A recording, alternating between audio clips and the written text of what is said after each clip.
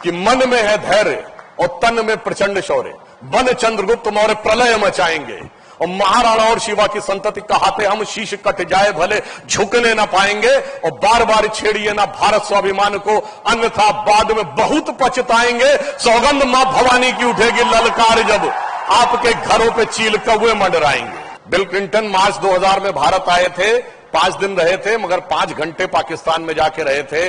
आज 25 साल के बाद भारत उस स्थिति में पहुंचा है कि हम 5वीं बड़ी अर्थव्यवस्था हैं, 4थे बड़े स्टॉक एक्सचेंज हैं, 3रे बड़े ऑटोमोबाइल मैन्युफैक्चरर हैं, 2रे बड़े मोबाइल हैंडसेट के मैन्युफैक्चरर हैं और डिजिटल ट्रांजैक्शन में जो भारत कहा जाता था कम समझदार वाला देश है, नंबर 1 के देश बन के उभरे हैं।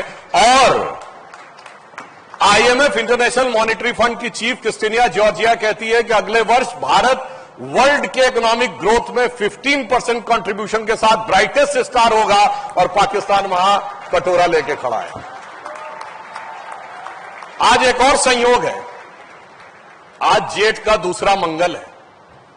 लखनऊ में जेठ के मंगल की बहुत अद्भुत मान्यता होती है और आज ऑपरेशन सिंदूर के बाद का दूसरा मंगल है।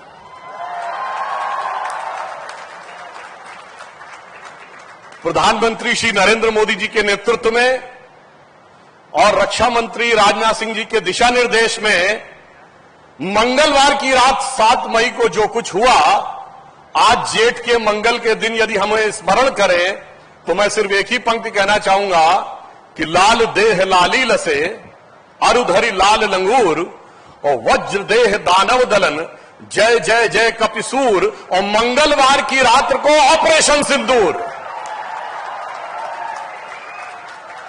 और उसके बाद पूरे विश्व में जो परिस्थिति हुई है, एक बहुत बड़ा पैराडाइम हमने जो ब्रेक किया है दुनिया में, वो ये है कि हम दुनिया के एकमात्र देश बने जिसने किसी न्यूक्लियर पावर नेशन के अंदर घुसकर स्ट्राइक करने की क्षमता और हिम्मत दिखाई है।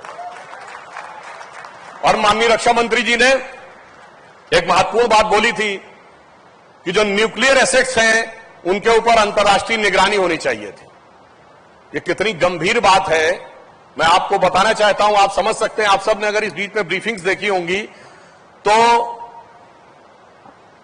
जो पाकिस्तान की आर्मी के स्पोक्स पर्सन थे, उनका नाम शायद अहमद शरीफ है, मगर आपको पता होगा कि उनकी शराफत का करिश्मा क्या है कि उसके फादर, जिसका नाम सुल्तान सलाउद्दीन है, वो बाकायदा यूएन सिक्योरिटी काउंसिल के द्वारा डिजिग्नेटेड टेररिस्ट है, क्योंकि उसने 2000 में nuclear weapons Osama bin Laden को देने के लिए संपर्क किया था।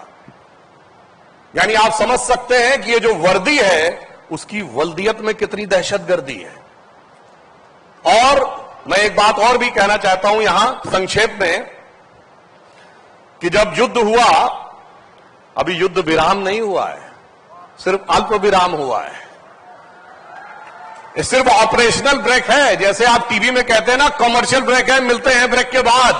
तो अब ब्रेक के बाद क्या होगा इसे समझने की जरूरत। सिर्फ एक सिंपल सी बात कहूंगा, अंतरराष्ट्रीय मीडिया में बात आई, कोई हम नहीं कह रहे हैं कि अपनी तरफ से, कि यूएस स्टेट डिपार्टमेंट से उसकी प्रेस कॉन्फ्रेंस में पूछा गया कि क्या अमेरिका का कोई टोही विमान सरगोदा एयरबेस पे गया है जहां पर न्यूक्लियर लीक के बाद होने वाले रेडिएशन को नापने के लिए। वो सीधे कह सकते थे ऐसा कुछ नहीं है, और उन्होंने कहा कि मैं इस पर टिप्पणी नहीं करना चाहूंगा। आप समझ सकते हैं कि कितनी गंभीर बात। और जो लोग कहते रुकने की बात, अगर सरगोदा एयरबेस के ऊपर जहां उनका न्यूक्लियर आर्सेनल है, आप एक छोटी सी बात समझिए, न्यूक्लियर वेपन्स कोई ऐसे ओपन स्पेस में नहीं रखे जाते, वो जमीन के नीचे 30-40 मीटर गाड़ के रखे जाते हैं और उसमें एंट्री एक्सिट 2 ही पॉइंट होते हैं। अगर दोनों पॉइंट डैमेज हो गए थे अंतरराष्ट्रीय मीडिया की खबरों के अनुसार, और अगर उसमें लीक की गुंजाइश थी, तो आपको पता है कितनी दूरी थी सरगोदा की भारत से? सिर्फ 177 किलोमीटर। यानी उससे ज्यादा दूर तो लखनऊ से फर्रुखाबाद है। इसलिए जब कोई ऐसा डिजास्टर की संभावना थी तो क्या क्या चीजें रही होंगी, वो विषय बहुत सोच समझ के करने की बात है। इसलिए हमने धैर्य का भी परिचय दिया है और शौर्य का भी परिचय दिया है। तो जिसे एक पंक्ति में कहना चाहूंगा कि मन में है धैर्य और तन में प्रचंड शौर्य, बन चंद्रगुप्त मौर्य प्रलय मचाएंगे और महाराणा और शिवा की संतति कहाते हम शीश कट जाए भले झुकने ना पाएंगे, और बार बार छेड़िए ना भारत स्वाभिमान को, अन्यथा बाद में बहुत पछताएंगे। सौगंध मां भवानी की उठेगी ललकार जब आपके घरों पे चील कौवे मंडराएंगे।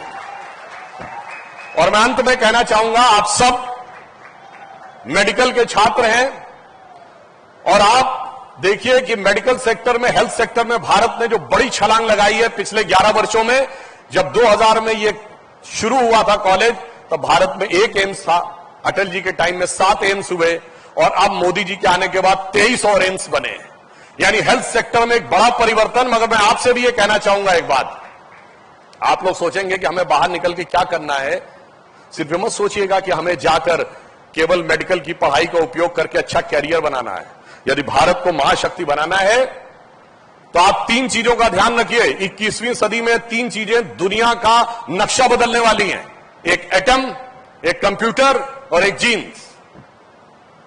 एटम के अंदर जो एटॉमिक एनर्जी है वो, कंप्यूटर के अंदर आर्टिफिशियल इंटेलिजेंस और क्वांटम कंप्यूटर का जो आ रहा है, और जीन के अंदर आपने देखा कि कोविड वैक्सीन में जो वैक्सीनेशन हो रहा है उसके अंदर जीनोम सीक्वेंसिंग पर सबसे ज्यादा स्टडी हो रही। तो मेरा आप सबसे अनुरोध है कि आप genome sequencing, cellular microbiology, composite material, space technology, quantum computer जैसी नई चीजों में जाकर रिसर्च करिए, तब भारत को उस शक्ति से आप समृद्ध कर सकेंगे जो भारत का भवितव्य है।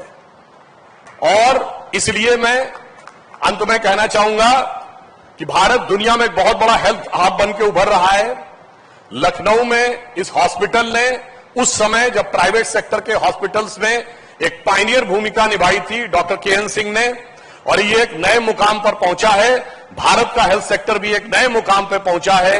आप सब, जो प्रधानमंत्री जी ने अमृतकाल कहा है इस देश का, यानी 25 वर्ष के बाद भारत जहां पहुंचेगा, तो उसमें उन्होंने कहा है कि इस देश को विकसित राष्ट्र बनाना है, गुलामी की मानसिकता से मुक्त करना है, अपनी विरासत पर गर्व करना है, हम सबको कर्तव्य करना है, कर्तव्य सामूहिक रूप से करना है। तो हम सब सामूहिक कर्तव्य करेंगे और निश्चित रूप से हम उस स्थान को प्राप्त करेंगे कि जिसे एक पंक्ति में कह के समाप्त करता हूं कि स्वप्न देखा था कभी, वो आज हर धड़कन में है। एक नया भारत बनाने का इरादा मन में है और बढ़ रहे हैं हम प्रगति की ओर उस रफ्तार से, कर रहा है विश्व भी हमको नमन इस पार से। और लास्ट में एक बात और कह दूं, हमारी शक्ति क्या है वो कुंभ मेले में दिखाई पड़ी। 66 करोड़ लोग आए, 50 लाख विदेश के लोग आए। जो कोई सोचता था कि दुनिया में पैसे से सुख मिलता है, कोई कहता था फिजिकल प्लेजर से सुख मिलता है, कोई कहता नेम एंड फेम से सुख मिलता है, वो हमारे कुंभ में क्या खोजने आते थे। एक पंक्ति में कहता हूं, वो सुख खोजे भौतिकता में, मदिरा में मांस की बोटी में। वो सुख खोजे भौतिकता में, मदिरा में मांस की बोटी में, ये भस्म रमाए अपने तन पर खुश हैं सिर्फ लंगोटी में। तो भारत के इस स्वरूप को नमन करिए और यह विश्वास रखिए, भारत का समय आ गया है। जो प्रधानमंत्री जी ने कहा है सही समय है, यही समय है। तो भारत मां अंगड़ाई लेती, सुप्त चेतना जाग रही, ऋषि मुनियों की देवधरा फिर अपना रूप संवार रही।